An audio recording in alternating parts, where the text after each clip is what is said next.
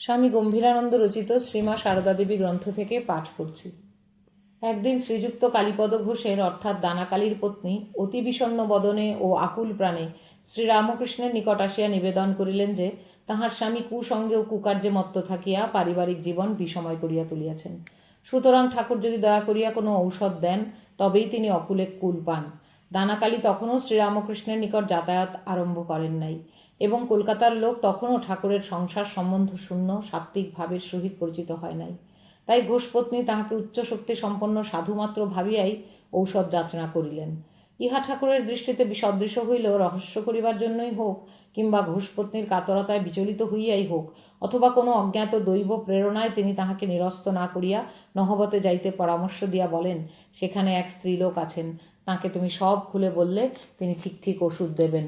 তাঁর এসব মন্ত্রৌষধি জানা আছে, এ বিষয়ে তাঁর শক্তি আমার চেয়ে বেশি। শ্রীমা তখন পূজায় বসিয়াছেন। তাহার মন তখন জাগতিক পঙ্কিলতার ঊর্ধ্বে এক অতি করুণাপূর্ণ রাজ্যে বিচরণ করিতেছে। ঘোষপত্নীর সমস্ত কথা শুনিয়া তিনি বুঝিতে পারিলেন যে ঠাকুর রঙ্গ করিতেছেন। তথাপি তিনি এই আত্মহৃদয়কে নিরাশ করিতে না পারিয়া বলিলেন, আমি আর কি জানি বাছা, তিনিই ওষুধ জানেন, তুমি তাঁরই কাছে যাও। বিপন্না নারীকে ফিরিয়া আসিতে দেখিয়া ঠাকুর বোধহয় বুঝিলেন যে রঙ্গ জমিয়াছে। সুতরাং আরও রসসঞ্চারের জন্য তিনি তাহাকে পুনর্বার নহবতে পাঠাইলেন। এইরূপে ঘোষজয়াকে বারত্রয় যাতায়াত করিতে দেখিয়া করুণাময়ী মায়ের হৃদয় বিগলিত হইল।